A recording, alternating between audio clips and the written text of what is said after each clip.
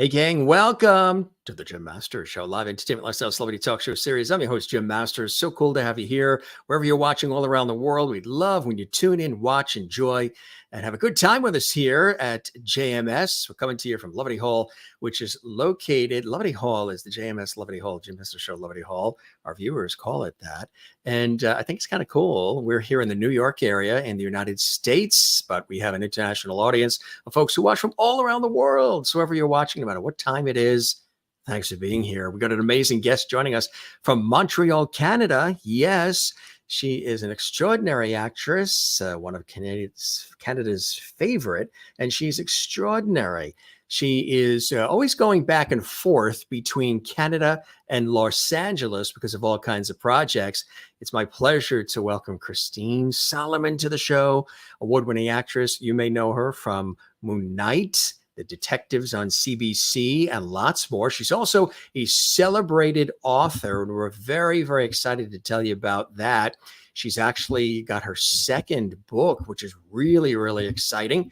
So we're going to talk about that and lots more. Her incredible series and shows and film and movies and stage and all kinds of cool stuff, gang. Award-winning actress Christine Solomon's work has been exhibited and showcased and displayed to millions of viewers really throughout the world. Canada, the United States, Egypt, you name it, around the world on major television networks and movie studios such as HBO Canada, the Movie Network, Rotana Group.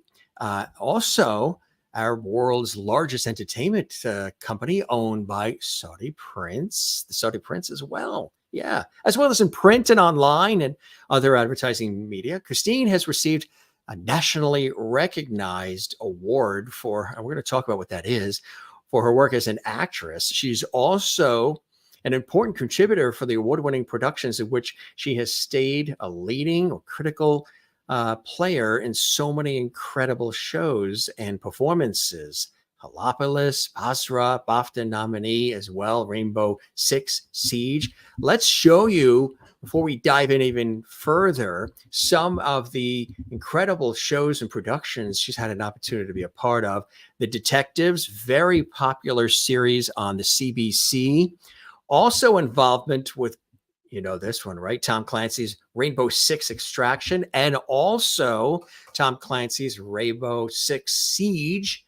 She's also, as I mentioned, part of Moon Knight. We're going to tell you how she's involved with that as well. That is, of course, from Marvel Studios. That's really exciting for the Marvel fans out there. Jasir is another fabulous performance. All of these.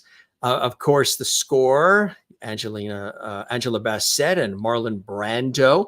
We're going to tell you how she was involved in that. The Fakers.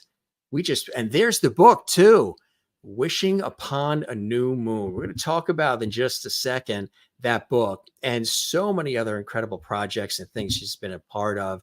As I mentioned, all of these here, and including even Bullet Ride.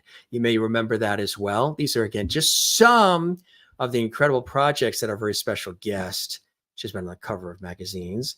Our special guest, Christine Solomon, joining us from Montreal, Canada, has been a part of covers of magazines, extraordinary commercials. I mean, she's been doing this since like around age 5. Yeah, she's been active since around age 5 in the industry. She's a veteran already of the industry, which is amazing.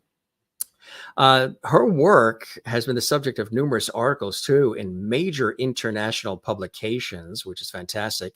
She is a theater-trained actor. She appreciates any opportunity to work for positive causes, too. She is joined as the lead host for GMC, renowned actor Josh Duhamel's campaign, Building for America's Bravest, and she's raised over $17 million in that effort, and the campaign has reached an impressive 110 million viewers.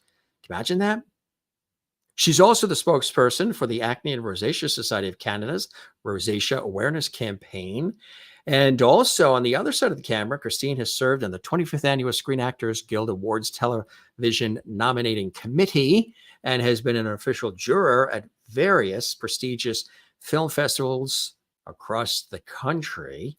And also, you know, I mentioned the national and international publications and media throughout the world. Some of them included The National Post, monthly readership 6.95 million. The Globe and Mail, 17 million readership. MSN, Saudi Arabia, monthly readership 982 million. Variety magazine, monthly readership 31.6 million. And Screen India, monthly readership 53.76 million, among many, many others. As I mentioned, she's very excited to share with us here on the show her new book. This is her second in the collection. It's going to be really, really cool.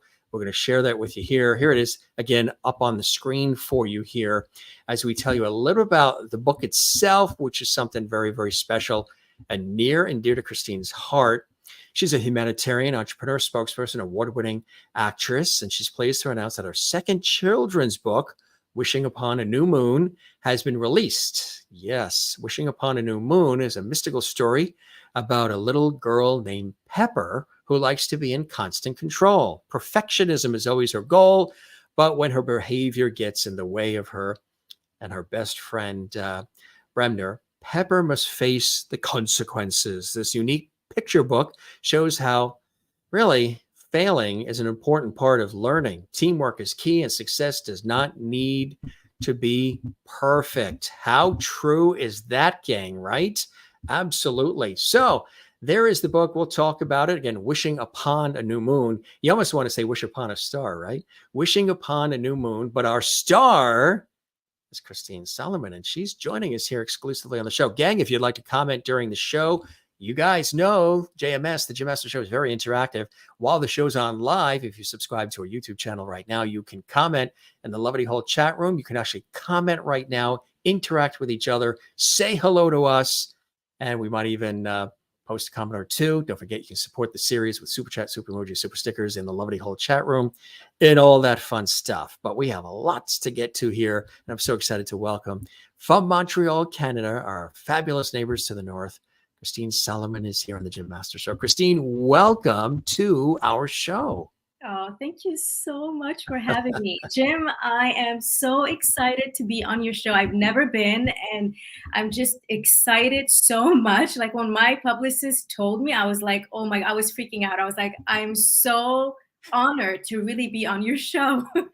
I really appreciate that. It's very kind of you to say, and I'm very excited to have you here with us too. And, you know, as I've learned about your incredible background, you are something else. You've been doing this for a long time, right? What first inspired you to want to go into acting and performance and entertainment? I was very young, and I got inspired from watching television and movies. And I used to tell my parents when I was a little girl, I want to do that. I don't know what that is. What is that called? I want to go in that box or on that Yeah. screen. Yeah. Yeah. And a lot of actors inspired me. And I started very young. I was 5 years old, and I started on stage doing plays. And then we moved to Canada, and I started doing a little bit of modeling, and then started acting. We were trying to figure out how the system works out here because it's completely different than in Egypt. And then I went into theater school. I studied acting professionally. And after I graduated, I got myself an agent. I started working and traveling. And here I am. That's amazing. Now, did you come from and do you come from a family of entertainers, performers, artists, or are you the breakout? Honestly, at the time, I thought I was the only one. Yeah. But then, because we have a huge family, and then as I grew older, I discovered that my mother's cousin, in the I think 60s or whatever, he used to do like little small roles here and there in movies, and back in Egypt, and then I have my mother's cousin who's a very well-established director in Egypt. And I also have like a famous cousin in Lebanon who's a famous actress there that I discovered later on. And other people working behind the scene, other cousins who work behind the camera. So it was very interesting because at first I thought I was the only one. So it's fun.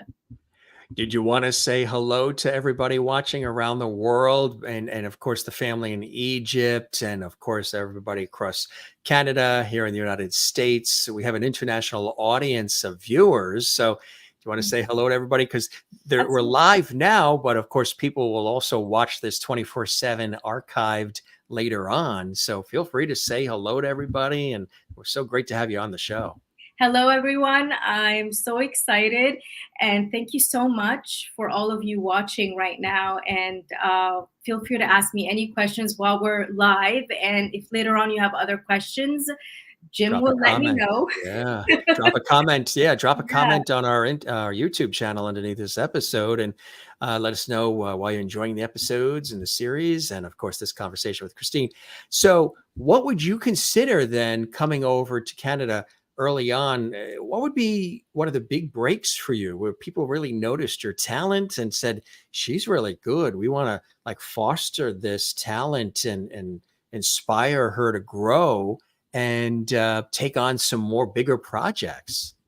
Well, it didn't quite work for me that way, to be honest. After I went into, because when you're in theater school, you can't really act anymore. And because when you're in first year, the teachers tell you you can't get involved in any productions because you're still green and you're learning. And while I did not quite listen to them, to be honest, during the summer, I would work as an actor doing small gigs here and there. And before theater school, I was also working.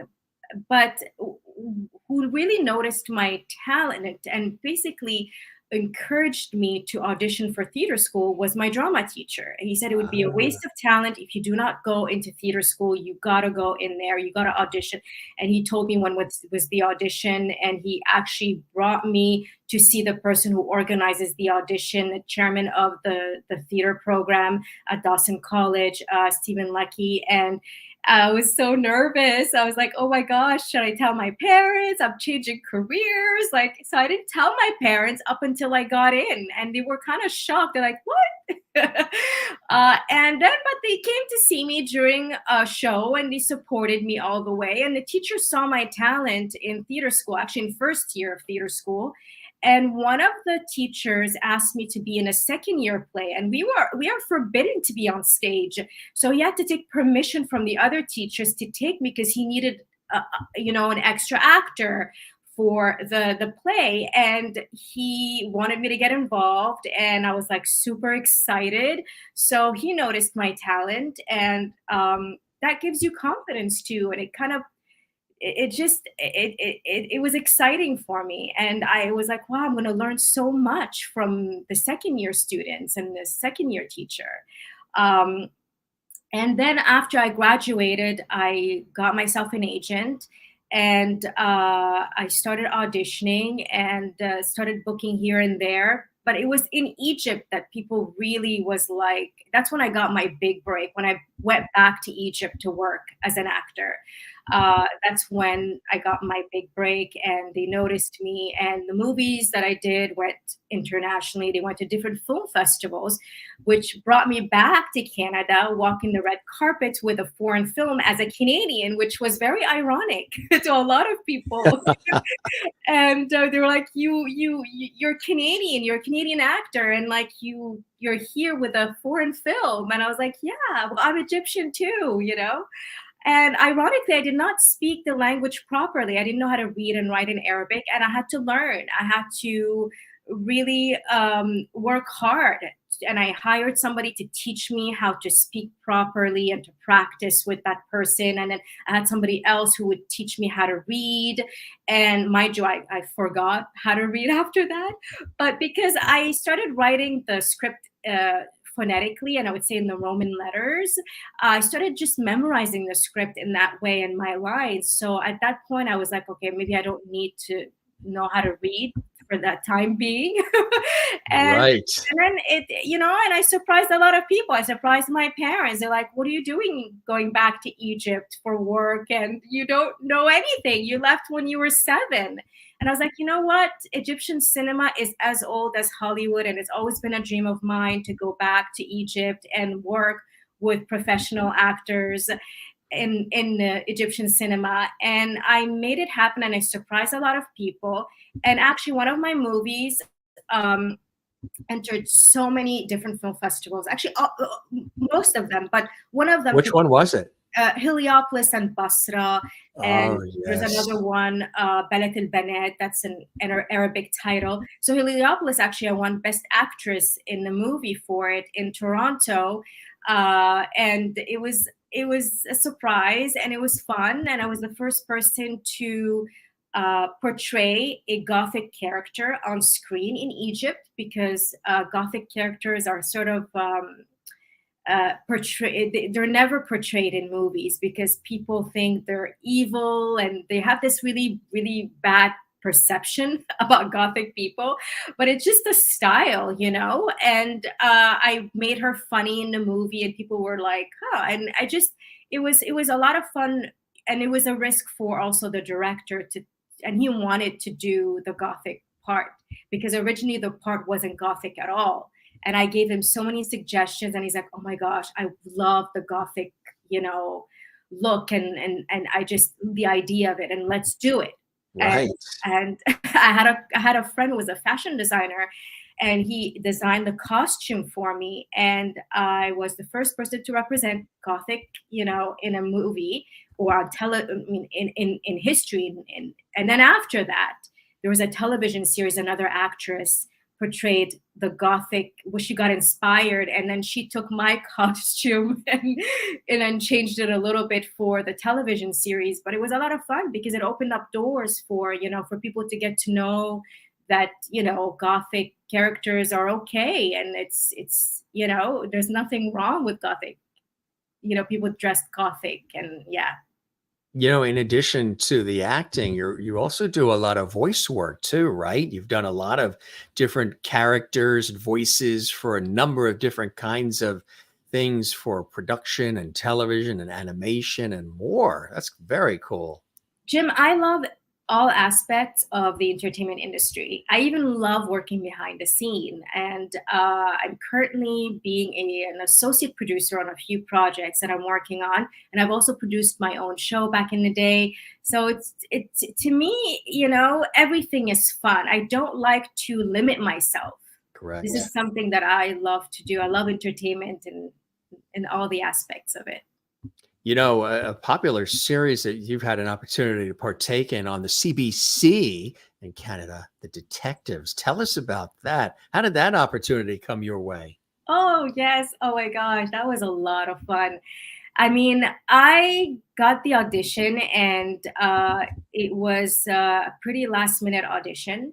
And my agent, she's like, I need the tape really soon. And I called in someone that I don't know very well. I said, can you please come to my place and film me? It was like, I don't know, midnight or something like that. It was really late. I finished around like 1 in the morning, because we were talking a lot about the scene, and I was guiding him, because he's never done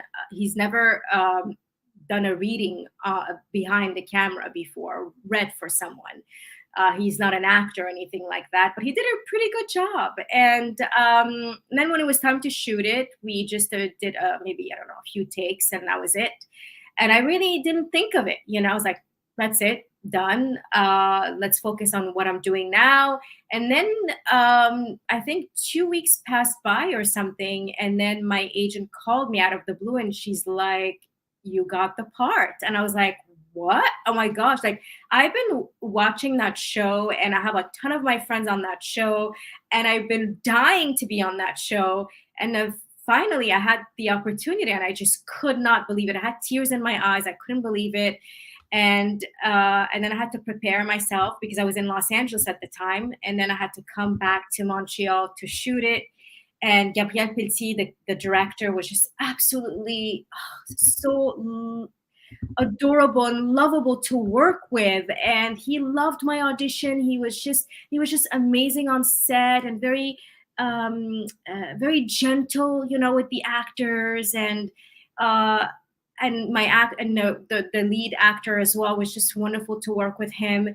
And I had a lot of fun. And then it was a wrap, and it was time for me to go back home. And I was like, no, no, I would have be on the show a lot longer, but it was just for that time, and that was it. And then I came back home to Los Angeles. Now tell us about, yeah, how often you're going back and forth between Canada and the United States, Montreal and LA. Well, during the pandemic, it was difficult. I usually go back and forth like once or twice a year, or even more, if depending on what kind of gigs I book. And sometimes what the production does is that they cast you in LA and then they ask you to come to Canada to shoot because of the tax credits. So so during the pandemic, obviously we couldn't travel, so I had to wait a while before I can actually come back to Montreal. So now it's been like maybe my second or third time since the pandemic that I've been back, and I hope that I come more and more often, because Montreal is always my hometown. I love Montreal. This is where I cherished all of my childhood memories. That's fantastic. So, are there specific things that you're working on now too? We're going to talk about the book coming up. Congratulations on that. But are there some things that you've been working on or that you're excited about coming down the pike? Well, I mean, I was actually shooting a few commercials here, like radio commercials in Montreal. So that was a lot of fun. And I'm working with another producer on a few projects that are in development as an associate producer. And I'm learning so much because I haven't done it in such a long time since I produced my own show. It was years ago, and things are different now. And it's exciting for me to learn new things. I'm also working on launching my own skincare line. So that is very exciting as well.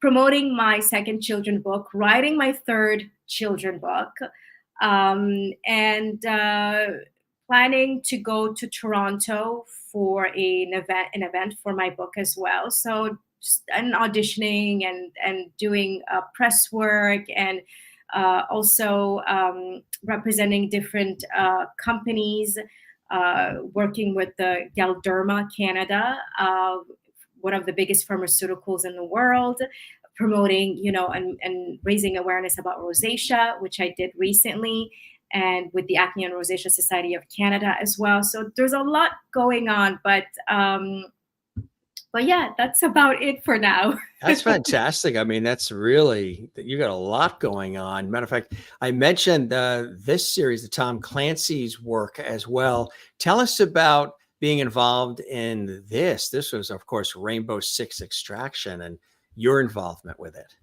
Well, actually, Rainbow Six Siege, I was involved in it. Rainbow Six Extraction, I'm not involved in it. I don't know why it's still on my IMDb page. I keep removing it, but I don't know why. I guess they want you in that one, huh? Like, they really want me to be on the. They want you to be in that, because there's like sequels, right? It's an ongoing sort of scenario. Absolutely. And Jim, a lot of people don't know this, but IMDb, anybody can edit the page, can go in there and edit the page. And it's kind of tricky, It's like Wikipedia. They can do that too. Absolutely. They can add stuff, subtract stuff. Could you imagine that? Yeah, I know. So we'll see what happens. Maybe, Ubisoft will call me and ask me to join. Who knows? I was going to say, maybe this is a little preview. Hey, yeah. Connect with her. She did this one right here. What was it like being a part of Siege? Oh my gosh, it was a dream come true. I mean, Ubisoft was on my bucket list. So was Marvel and Disney. And it happened by fluke. I didn't even know I was going to be involved because I auditioned for Ubisoft multiple times and I never got the part. But, you'd never want to give up. You want to continue to audition because maybe there's another part that's right for you. That's right. Yeah. So I auditioned and I didn't even think, I think it's whenever I don't think about it that it happens. That sometimes is how it happens in life when you don't stress over it and you don't overthink it and just suddenly it comes. It's like, it's better, isn't it? I know, right? It's like, I don't know, maybe it's a different way of manifesting it or for some reason. I don't know. But my agent called me, she's like, you got the part. And I was like, no way, no way. Like there's no way. And my parents were super excited for me because they knew I wanted to be involved with Ubisoft for so long. They're so huge everywhere. And then I came into the studio and it was wonderful working with everybody. And we had someone who was Egyptian that was working behind the scene with us. That was a lot of fun. So yeah, I'm very grateful for the opportunity, and I'm still auditioning for them, still getting callbacks for certain things, and hopefully I'll book more. I'm, I'm Yeah, well, hoping. see, that's the key, right? Exactly. The thing is, you've had an opportunity to play in a lot of different roles and different scenarios. This is something kind of recent, which is exciting. Tell us about this. I mean, Yes, to be involved with Marvel Studios and Moon Knight, a yes. lot of people love this. I mean, again, it happened like blue. Congratulations. Oh, thank you so much. I was actually being interviewed by different podcasts, and they were asking me what would be your dream job, or your dream gig, and who would you want to work with? And I was like, oh my gosh, I would love to work with Marvel. I kept saying Marvel, Marvel, Marvel. And somehow, You manifested it. and then I got a call from a friend of mine, and he said, did you know they're casting Moon Knight and they're looking for Egyptians, specifically Arabic Egyptian, to do voiceovers and EDR work on the show? And I was like, oh my gosh. And he's like, I can't audition, Christine, because I have an O1 visa. I don't have a green card, but you do have a green card, so you can audition for the show. And I said, how do I audition? Who's casting? And then he gave me the casting information, and I reached out to the casting director by email, didn't hear anything. And then he called me and he's like, so after, like, I don't know, a week or two, he's like, did you hear back? And I was like, no, I didn't. And he's like, well, reach out again. And I was like, okay. So Absolutely. again, like, don't forget to, reach out and do a follow-up. So I reached out again, and then she asked me to call her, and we were playing phone tags back and forth. Finally, we spoke, and she asked me to audition, and she was testing my Arabic on the phone. And then I auditioned, and then she booked me, and I went into the studio. I met everybody. There was a lot of people at the studio, and we worked for 2 days, and then all of a sudden I get a call from her again asking me to do a third episode. And I was like, oh my gosh, yes, of course, I would love to. And then I did the third episode, and it was so amazing. I was like, I didn't want it to end, and I told her, like, if you need me for anything else, like, I'm your girl, just contact me anytime. I don't care. I'll do anything. I am here. I will be there in 5 minutes or less. Yeah, because there Exactly. might be a second season. Who knows? If there'll That's be, right. other But to be seasons. involved with anything to do with Marvel is marvelous. It's really exciting, huh? I know. I Never know what could that not, leads but to. it's a dream come true. Seriously, it is. Yes. And the fact that it's owned by Disney now, and you get to be in the Disney database. Marvel and Disney are Yeah, right. connected. Isn't that incredible? Yeah, it is. Congratulations. I know that's a biggie. When I saw that, I was like, wow, that's very exciting. I know she, was probably jumping up in her living room when that call came. I thought I was dreaming. I really, really. Dream I was sequence, telling my right? friend, if I would have like, my agent never told me about it, and I think maybe it was not everybody knew about it because maybe they were looking for specific people, and they were Yeah. just reaching out to the people they know first. And my friend knew a lot of, well, most of my friends are his friends too, and they work in voiceovers as well. Yes. So they were involved. So I got to work with them as well. And but it was thanks to my friend who told me about it. Otherwise, I would have never been able to get involved or Have audition for the show. any idea at all. Here's something else too. This I know was something very special, huh? Yes, it won many awards. It's playing in 83 countries. Lorraine Bracco and Malek Rahbani, they're both spectacular in the movie. I mean, I don't know if you got a chance to see it. Lorraine Bracco, I've never seen her in a role Incredible. like this. It's pretty incredible. And it's a very moving story. and it's about this Malik Rahbani who plays Jasir, who loses everything in his country, Syria. And he's originally from Lebanon. He was playing a Syrian character, and he loses everybody during the war, and he has to start all over again in the United States. And he faces racism. He faces a lot of tribulation, just a lot of things.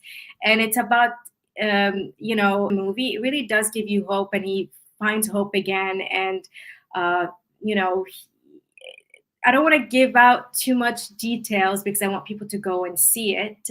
But it's a beautiful movie, and the music is really good too. The soundtrack, the cinematography. We got a lot of great reviews, and I'm hoping that more and more people get to see it now that it's streaming.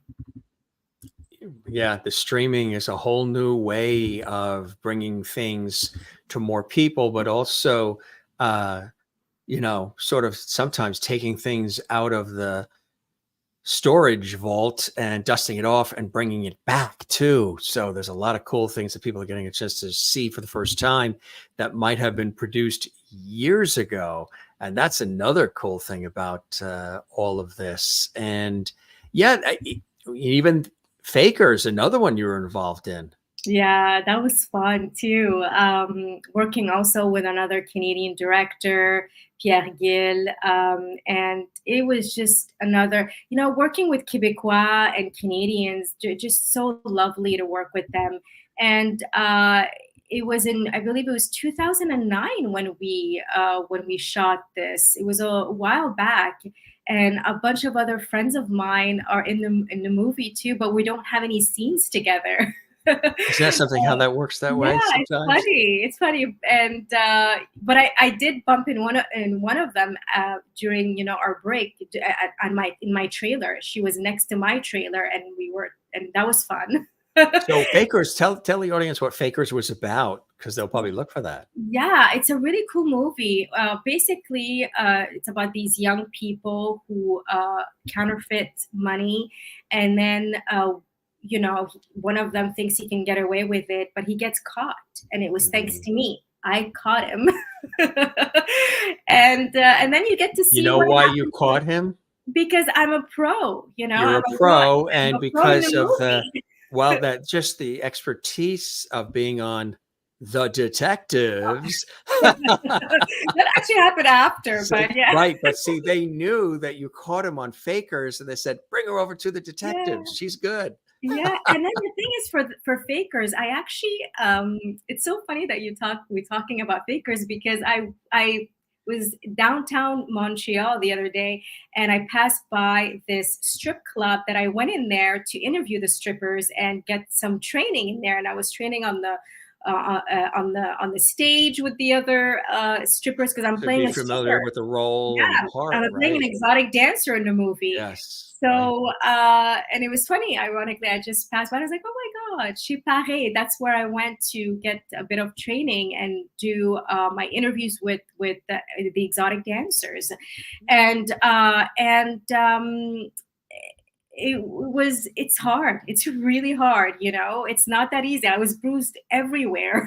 Were you really? Yeah, I was, and but I had to I had to train, because you never know, on set what they might ask you to do, and so I wanted to be prepared for the part. And I Right. also came up with my own costume. I brought in my own clothes. They had already costumes for me, and then because I was so excited about the part, I brought in my own vision, and I explained it to the costume person and the director. I said, "Hey, here's an outfit idea if you guys would be up for it, I mean."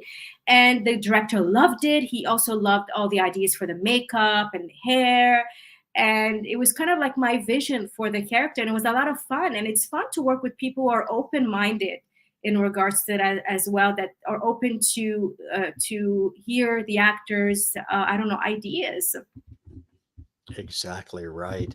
So, it's great to have the opportunity to go back and forth between Canada and the United States, huh? Do you enjoy that? Oh, I enjoy it very much, especially if I'm skipping winter in Montreal. Because Montreal is so beautiful during the summer, but during the winter time, it's so cold that I think my blood has thinned out since been in LA, because it's so warm there. There's like only like one season. It's funny you say that because my mother, who's originally from the Northeast, from this area, they lived many years in New York, out east on Long Island, but she's originally from New England, from Connecticut and our Massachusetts relatives. And the folks are in Florida that had a home built in Florida. And whenever they come north to visit us in the northeastern United States where we are here in that New York, Boston corridor. If it dropped, now she's from up here, the Northeast, but now when they come to visit, anything lower than like 72 degrees, she needs a light sweater. And I said, light sweater? She goes, yes. Well, when you go to the warmer climates like Florida, the blood thins out. So there's some truth. If mom says it, right, then that's it. I really believe it. I spent 6 months, I believe, about 5 to 6 months in Florida last year because I was working with my producer, and it's so hot there. I mean, it's even hotter than LA. It was very hard for me to stay there. So you're in Canada, yeah. They're in the northern, so they don't get like that real Miami heat, real down south. They're further up in the northern part, northeastern part. East Coast was where they are, which is because they wanted that. So there's still a little bit of a coolness, but I mean, not like other areas, but still a little bit of a coolness. And what I think is really cool is that, like I said, you have your hands in so many different projects and you get called upon to do a lot of different things, even like this Bullet Ride. Yeah, I'm actually going to be working with Demetrius Navarro again. He's the one who directed this movie. He is so wonderful. And he's also an actor. He was on ER for many, many years. And he was always interested in directing, and he started directing after ER at some point. And this script, when I got it from Demetrius, I was like crying from laughter because it was so funny. It was very, very cleverly written, and I was like, gosh, I gotta be part of it. It's so funny. Yeah. And while we were on set, like it was, we were cracking jokes all the time. I mean, I've never laughed this hard ever, on a movie set like I did in Bullet Ride. And mind you, that the title of the movie changed quite a few times, and up until it became Bullet Ride. And everybody was a joy to work with. Everybody was just so excited to be there. Everybody did their job. They did it so well. The chemistry, it was fun. Do you like comedy? I mean, do you have a preference? If you had options for drama, comedy, could you see yourself on a sitcom, or do you love it all? Whatever comes your way, you're willing to look at it and give it a shot. I love everything, but I do love comedy so much, especially dark comedy. And I wrote a script with a friend of mine, dark comedy, and we based it on having Tim Burton directing it, Wow. And we haven't finished the ending. We're still working on it, but we wrote it many, many years ago. And then we reconnected. It was like, we need to finish it, And it was kind of like dark humor, dark comedy, and very, I would say, kind of farcical a little bit too. I love SNL. I'd love to be on that show one day if I can. I have all these characters because I love doing skits. I did skits on stage many years ago with my friend. We were like a duo. We were doing skits on stage. It was a lot of fun. We would write our own stuff. And that's so cool. Yeah. So we play. How much writing do you do? Yeah. You constantly writing and creating things as much as you are acting and being, out front on camera and on stage. Do you enjoy the behind the scenes part, writing, putting things together, and how about directing and producing? I mean, when I was doing my show, I produced it, and I also directed it. It's not easy to do both. Tell me about And it. yeah, it's not. It really isn't. Oh, But it's fun. It's a good experience, you know? it is. Yeah. And you have to have the right team behind you. I think working with a team is very, very important. And I want to teach that to kids at a very young age. And that's why when I wrote my second book for children, Wishing Upon a New Moon, I wanted to encourage kids to work within a team because I remember during elementary school, it was always tough, for kids to be involved. And it's hard to team up with other people. And there's always rejection and just other people who don't know how to work Competition. with competition, Yeah. not being able to work well together. But if you find the right team, that's what I'm giving them hope. And I'm saying that it's important to work in team because it's going to get you far in life. But if you want to work alone, you'll go pretty fast, but you won't go that far. You won't go So that far. Yeah. yeah, so it was a lot of That's fun. true. Yeah. And I definitely want to produce again and direct at some point. We'll see. But right now, I'm so busy with all those projects that How do you have probably time to even write children's books and things of that nature too? How do you have time to do that? well, when I have an idea, Jim, like I Yeah. gotta write it down You and I do tackle it head find time on. for it. And I'm a pretty organized person. I have this like agenda that I was Yeah. promoting last year. And actually, I have it right here with me. It's like a book. Oh, what's that? It's an That agenda. it's agenda. Wait, It's it my actually says planner, agenda. with my tabs right here, And it's kind of cool because I'll show you in the inside of it. Kind of looks like It that. looks like a script for a new series called Yeah. Agenda. Yeah, I know, right? But it keeps me organized. And it was my personal agenda. And then my friends were saying, my gosh, can we have one? And I was like, sure. And then I said, you know what? Why don't I just publish it for everybody to have it and stay organized? I mean, I'm somebody who likes to write things down. I'm not so much into computer, although I do have my calendar on my computer. I just prefer writing things No, down, yes. carrying it with me everywhere. If Yes, I get I any do ideas that. or anything I like do that. that. So yeah, Passwords that are written down and yes. dates. And I always, every year at the end of the year, I always go get, one of those calendar books for the next year that have all the dates and the pages. And even though, a lot of it's on the computer and can be on the computer, I still like to write it in.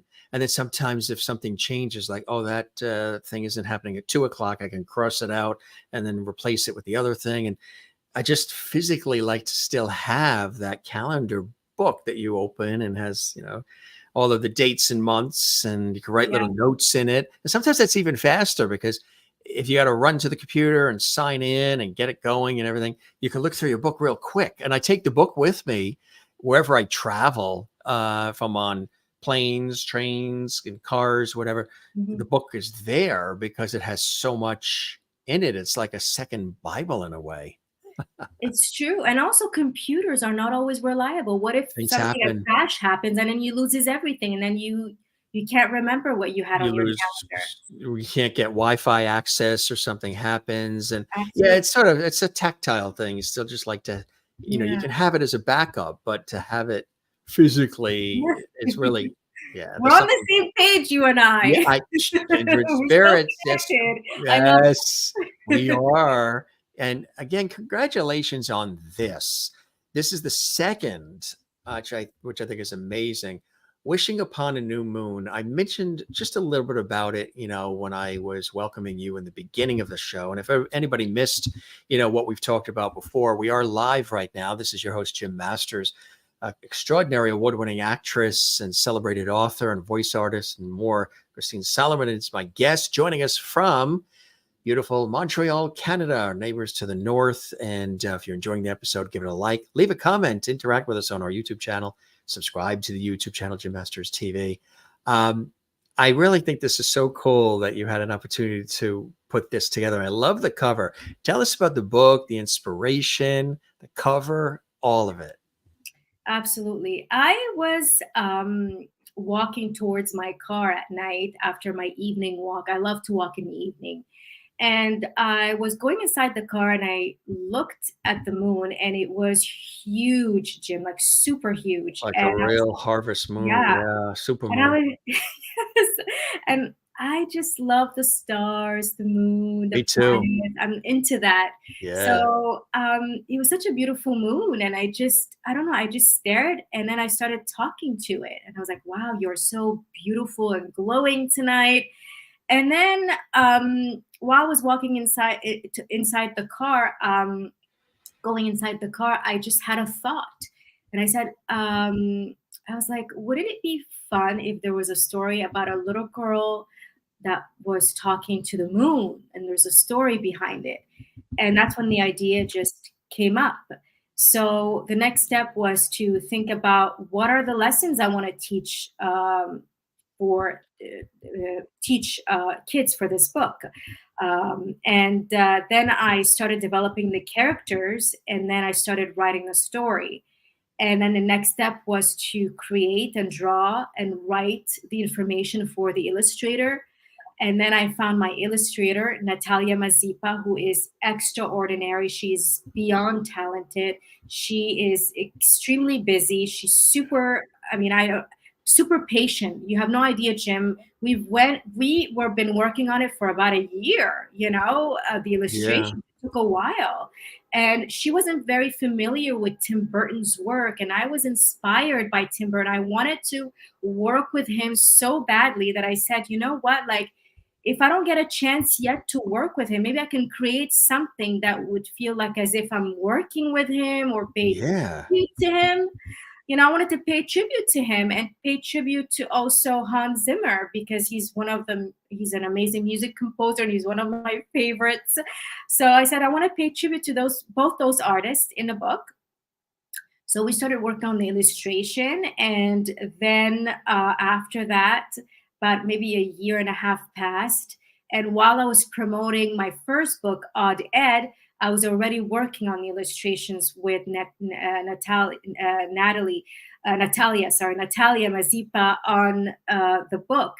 So then it was time to publish it and started promoting it, and we've been getting amazing feedback and reviews, and then I had my Barnes and Noble author event, which this year that just passed. It was in July. It was an honor to be welcomed again for a second time. And it was a lot of fun seeing everybody there purchasing the first book and the second book. And now we are working on taking the book to Toronto and here to Montreal and hopefully New York, so they can get their hands also on it in person and for me to sign it for them as well. And yeah, And so look at it. It's a big size book. Open it up and maybe thumb through some of it. Show yeah, our absolutely. Absolutely. Look, this is a really cool, this is one of my favorite scene here in the book. Let me show you. Right here, she's reminiscing. She's thinking about her best friend, Bremner. And another actually photo that I You are right. really, Those illustrations are extraordinary. That's top shelf stuff. yeah, that's here. She's talking to the moon right here with her little dog. And as you can see, he is with his wheelchair right here. I wanted him to have a wheelchair. I wanted to show diversity. I wanted to show just something different, and and just also show that there are dogs out there that they have wheelchair and they should be loved and they should be cherished and taken care of, and they're there and they're still lovable, and just wanted to show all kinds of other just diversity in the book. And we've been getting a lot of great feedback, and Yeah. especially the kids, the parents would email me and tell me, oh, I've read the book so many times to my kid. Is there going to be a second one or like a sequel to it? I was like, I'm not sure, I'm still thinking about it. Well, um, it's really teaching, like you say, lessons to kids, and you pay homage to those extraordinary names you mentioned, Tim Burton, Hans Zimmer, number of references inside the book will remind readers of Tim and Hans, and it also helps people dealing, especially kids, with perfectionism. Yes, this story means a lot to me because I somehow feel connected to Pepper. I based it a little bit off of me when I I was a was going to say how much of Pepper is Christine and how much Christine is in Pepper. Well, first of all, I wasn't ever rude as a kid. She is kind of rude in the book. Obviously, I wanted something like an event to happen that will make her realize how important it is to be kind and to be also to work within a team, and that it's important to make mistakes because that's how you grow Yeah. and you evolve in life, and that it's okay. So I was a little bit of a perfectionist in my work when I was a little girl, and that kind of limited me because you can't really go far. You're stuck in that, Stuck trying to perfect the other thing before you can do yeah, the next. Yeah. exactly, and it delays you. So I really wanted to teach kids that nothing is perfect in life, and everything is perfect just the way it is imperfect. So it's and then there's perfectionism, or there's how do I say that? There's the imperfect is perfect. Yes. That's how it should be seen, and then nothing is perfect. So during the story, when she realizes the mistake she's done, and she it kind of forced her to work on herself, to better herself. You get to see her in the book meditating. I'm going to show you right here, meditating and then reading about self-help books about perfectionism. And then she started to read about the moon. Here she's reading about the moon, and then on the other page she's meditating, and then she's reading a self-help book. She's really taking the time to work on herself, because in life what I want to teach kids is that sometimes when something traumatic happens to us, that's when it forces us to grow and become a better person. So there's always like a meaning behind everything that happens, and it's very important process in life, because it's important for that growth to happen, to evolve in life, to evolve as Yes. a person. That's so true. That's what it's all about. And it's such a great lesson to be teaching through word and illustration and the way that you did. How long did it take to put the book together? Oh my, a year and a half, I would say. Yeah, Wow. a year Yeah. and a half. Yeah, it's finally here. Yes. Yeah. And when did you realize you were good? You were done with it. You're comfortable with it. You can put a bow on it and say, okay, let's get it out to the public now. Well, we had a few obstacles with printing, because every time we would print the book, the colors were off, it wasn't Mm, working. And then yeah. finally, when we got, the the right print, we're like, okay, that's it. And we made sure that everything was okay after that. That's when it was time to publish it.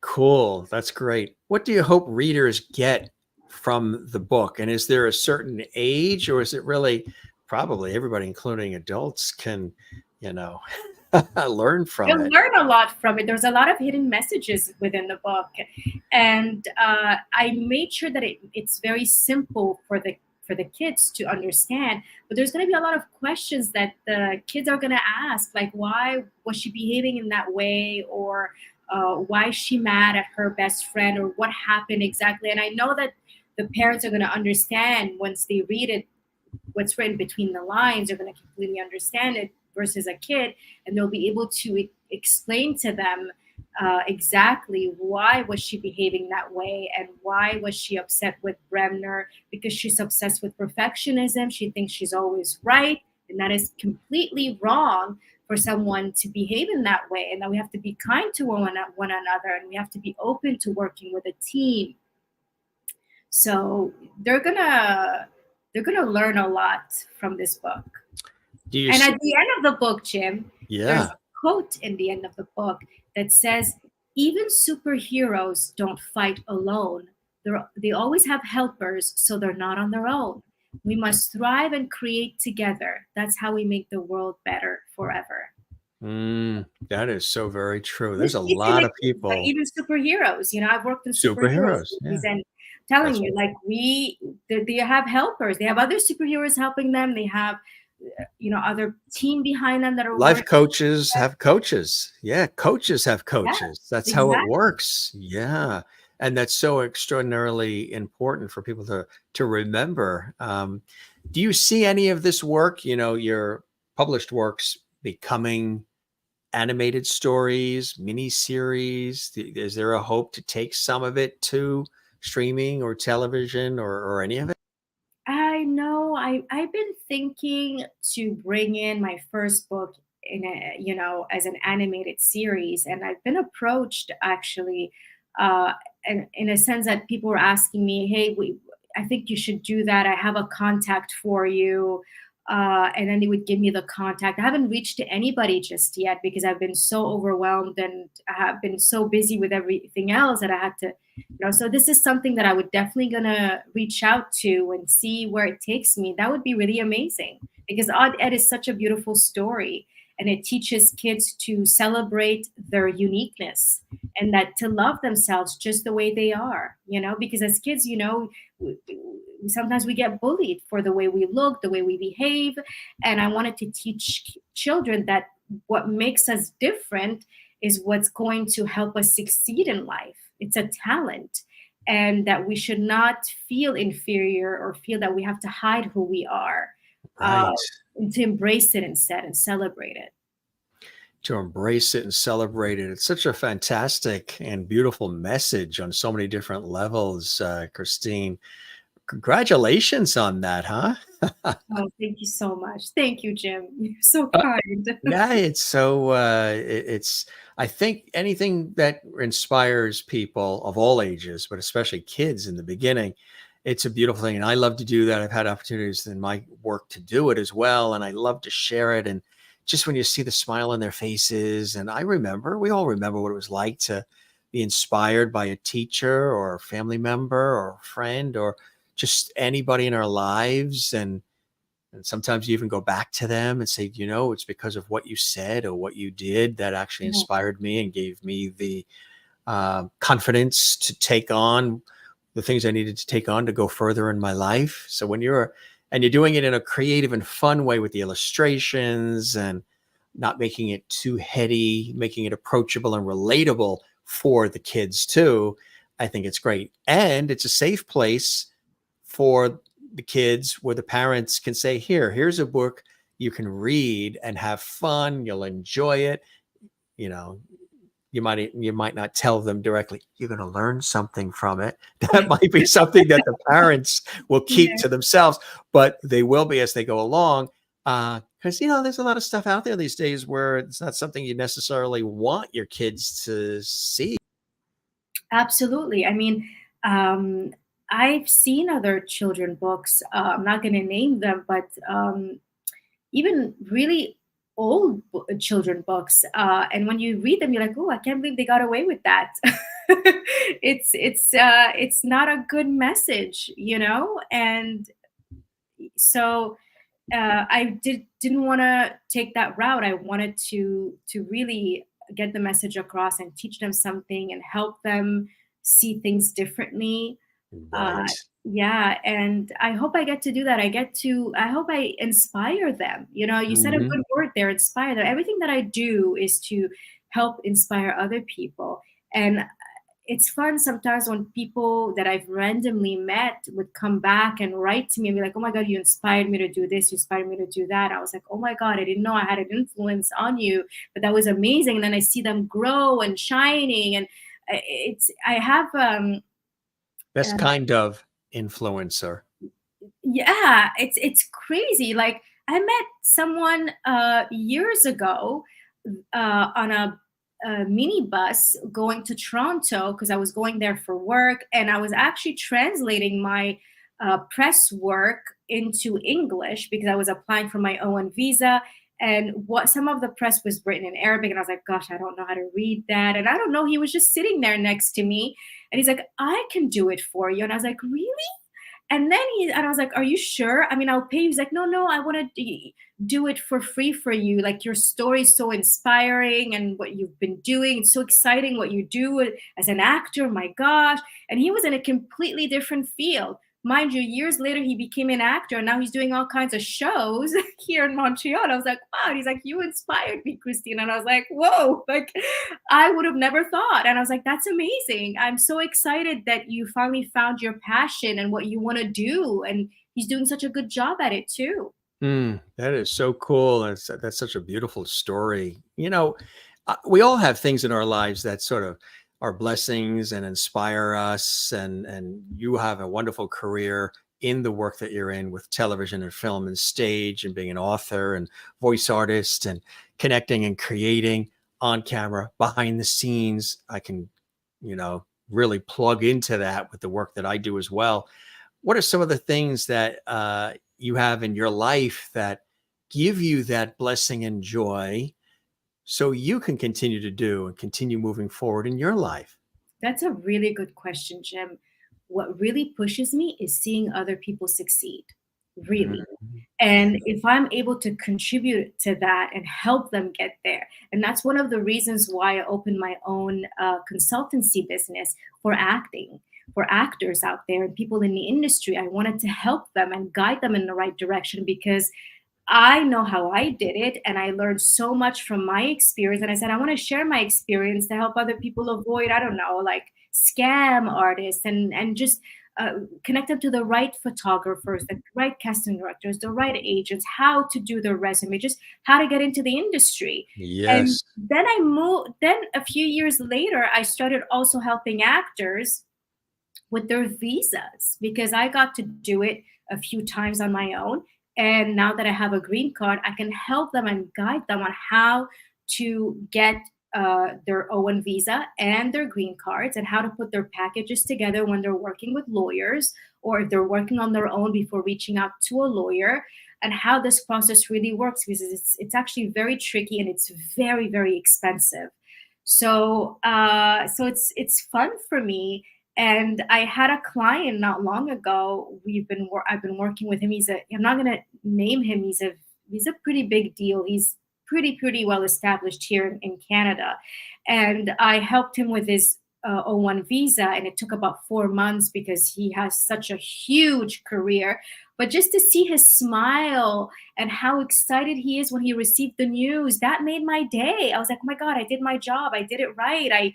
It motivated me to be like, oh my God, I want to help somebody else, So I decided to do an online course for other people that maybe they can't, have a one-on-one with me, but they can watch the course online, and they can see how to put their package together, how it really works, how this process works for both O1 visas and EB1A, which is the green Wow. card.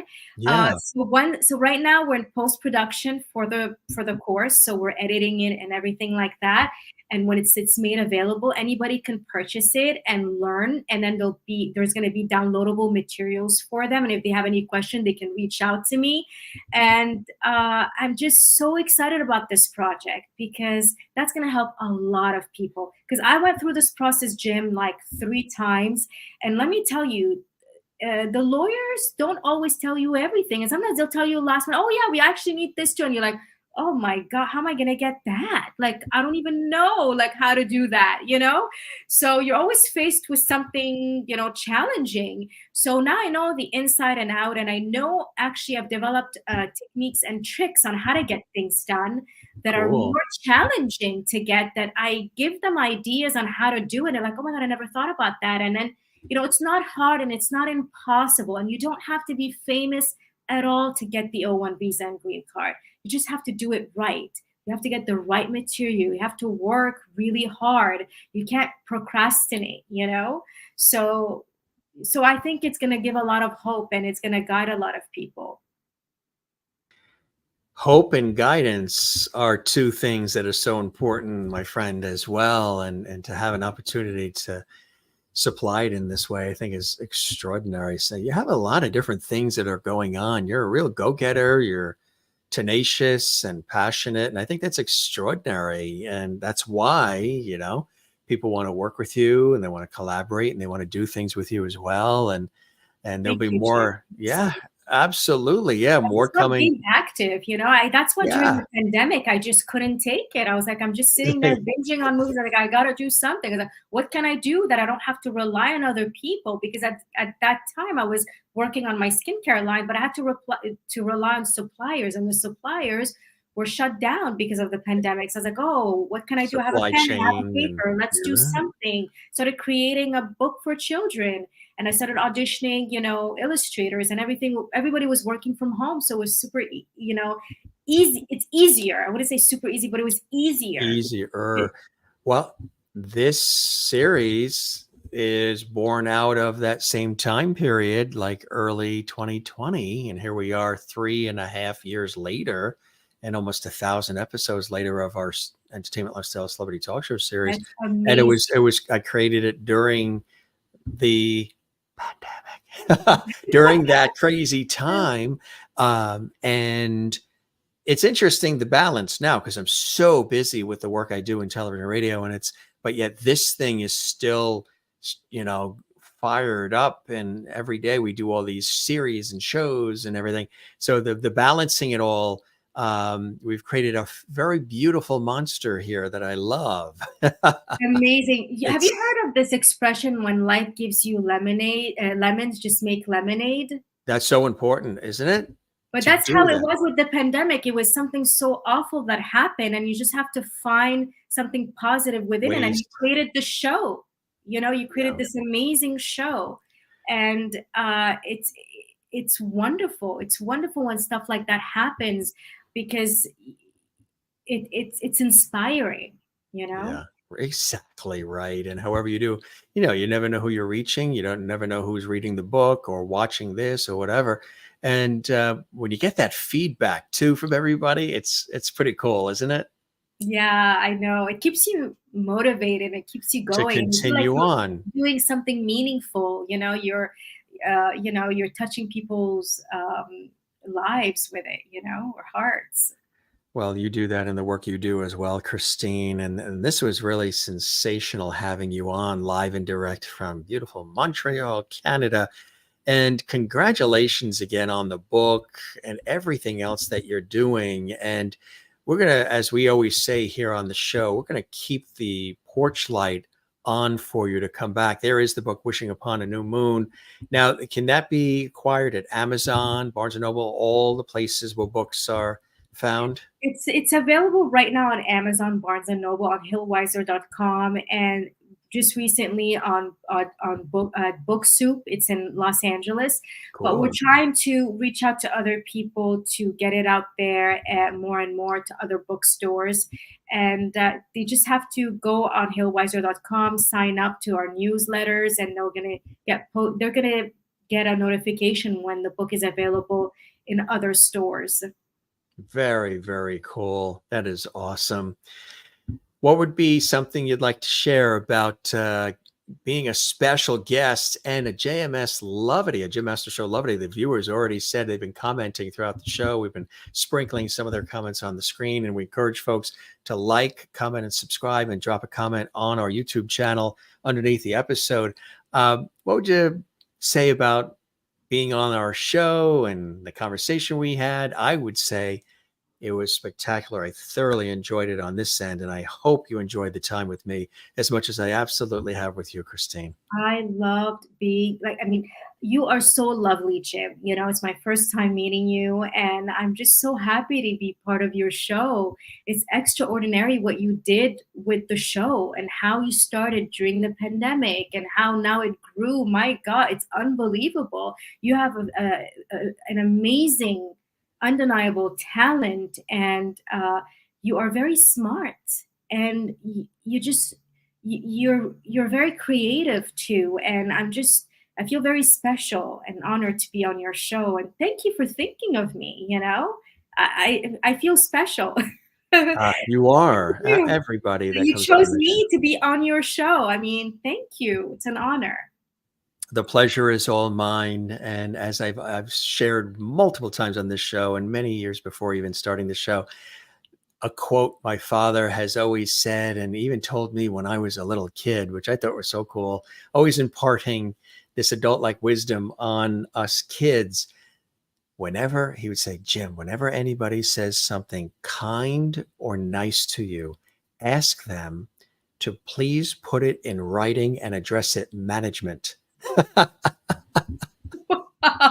He's smart. Whoever the management is, just put that in. So I really appreciate that. And yeah, It's it's a reference letter, yeah, which is there you go, important right? because you, A life reference, yeah. which I think is incredible. Christine Nolan's watching in the USA and Canada, in Connecticut, that is, the other C. Thank you for spending time with us, Christine. Your book looks amazing and inspiring. I wish you continued success in all you Oh do. my God, And, thank you so much, Crystal. Crystal Nolan, I just while we're here live, I do have to just personally thank you. My birthday was this past Sunday, and I received a lot of cards and gifts and different things. And she sent this extraordinary gift basket and a beautiful card. And I'm a Libra, so this plaque that was made that says Libra and this little stone, because I always tell people sometimes at the end of the show, breathe and relax. And she always does that at holiday time and birthday. And she's one of our longtime viewers. And she's followed me on television as well, on PBS and on my career elsewhere on radio and TV. And she just sent this beautiful basket of all kinds of goodies in it and everything else. And Crystal, I just want to let you know, you sent it. Well, you sent it just before Sunday, right? So I think we got it like Friday or something. And it's now what, Wednesday? Everything's gone. I mean, devoured. We devoured it. It was delicious. It was It's so all kind to send so you something kind. like that. That Isn't is that so Crystal kind, Nolan? Crystal. My I gosh, there's wanted not to a lot of thank. people like that. My gosh. It's Wow, unbelievable. and what a great You're first name! very lucky, Jim. What a great first name, Crystal. Right? Yeah. Yeah, yeah. Because she's a gem. Yes. Yes. And Crystal, thank you. I just wanted to publicly say that thank you on the air for that fabulous basket. Really, really, a lot of goodies, a lot of love in that basket for the birthday. So, thanks so much, my new friend Christine. Spread the word about our show. You know, other folks you think like to be on the Jim Masters Show Live series. And again, this will be archived on our YouTube channel, Jim Masters TV, so people can see it again if they missed it live, wherever they're watching around the world. And you're a very passionate and spirited and inspiring person, Christine. And you're a mover and shaker, but in a very calm way. And I think that's a beautiful thing. So I thank you for spending time with us. Porch Light will be on, and you are welcome back to join us anytime here on the Jim Masters Show. Thank you I so figured much. I'd throw Thank that in because you mentioned the voice. Yeah, yeah, I know. It's incredible. And thank you for the beautiful introduction. Really, thank you so much for taking the time to learn about my background and to do all those research and all that on a girl from Montreal. Thank you so much. So kind. Absolutely. Yes. With international flavor and flair, right? Oh, thank you. That's it. You be well, my friend, and blessings to you and the family. Let's stay in touch. And you've always got a place here on the Jim Masters Show. Anytime you want to just stop by and say hi, or you want to update us on cool things you're doing. And I hope, somehow, maybe if you're doing book signings in New York, or if I'm on a shoot in LA, or I'm up in Canada. I was just in Canada. Oh, not that long ago. I was in Edmonton. It was really cool. Edmonton. I've never been to Edmonton. Yeah, it was really cool. Yeah, we were on 2 TV shoots up there in the Well, if you spring. happen to be in LA or Montreal or Toronto, you let me know. Montreal is just a straight run north from where we are here, in the New York, Boston area. So absolutely, my friend, we shall. And just everybody, Austin Field is watching. Another wonderful show. Please subscribe for great content. Thank you very much. Thank you. Crystal, I'm glad you enjoyed it, Jim. Thank you. Absolutely. And Maureen in Arizona. Christine, you are an amazing human and the world is lucky to have you. Thank you so much for inspiring me to be a better person. Tight Lovety, Jim Master Show, Lovety hugs to you. Love that. Thank you And so Merlin says, merci, Christine, much. for being here. You're such an inspiration. And Merlin is just west of Ontario. So, you know, Merci beaucoup, Marilyn. Thank she's you. right there in Canada. And Maureen and Kathleen, thank you very much as well. Crystal also adds, thank you for spending time with us, Christine. Your books look amazing and inspiring. I wish you continued success in all you do. So much. And that's just a few of the many, many comments that we just sprinkled a few in. Thanks so much. And we will chat again soon, okay? Thank you so much, Jim. And thank you all for watching us and for leaving those beautiful comments. Thank you so much. It means a lot. The pleasure is all mine. You be well and congratulations on all. And we'll see you again soon here on the Jim Masters Show. Thank you so much, Jim. Thank you. Bye. Bye-bye. Cheers. Bye, everyone. Take care. Oh, how cool was that to have Christine Solomon on the Jim Masters Show? She's extraordinary. We love having her here, and we love having you here as well. Gang, if you enjoyed this episode, yes, there are many more shows and episodes to come up. Enjoy yourself. And before you do that, make sure that you give this comment or give a comment, leave a comment for us, like, comment, subscribe, all that fun stuff. Give us a thumbs up like on the YouTube channel and click that subscribe button. We would absolutely love that because when you do that, that helps support all of the incredible work right here on the Jim Masters Show Live Entertainment Lifestyle Celebrity Talk Show series. So give us a thumbs up like on the YouTube channel, leave a comment for us.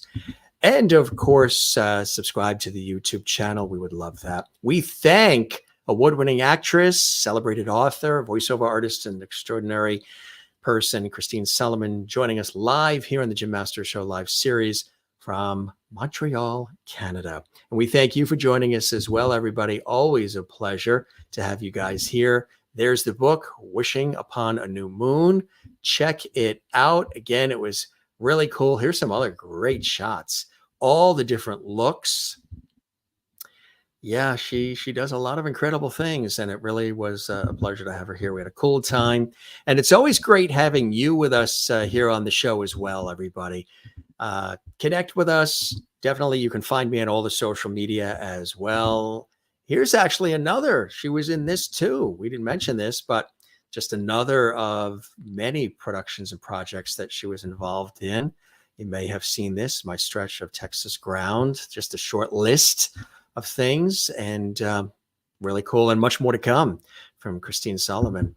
And from all of us here at the Jim Masters Show, thanks for stopping by the show. Like, comment, subscribe, send some lovely our way. We'll continue to send you all these great comments and all these great episodes and all this interactivity. We love having you here, gang, and we appreciate you watching our series and being so interactive with us too. I was saying you can find me on all the social media at Jim Masters TV on Facebook, Instagram, and Twitter. And we love having you here. We love you all. Take care and be well. And we'll see you on the next episode of the Jim Masters Show. I'll be right here waiting for you. Cheers.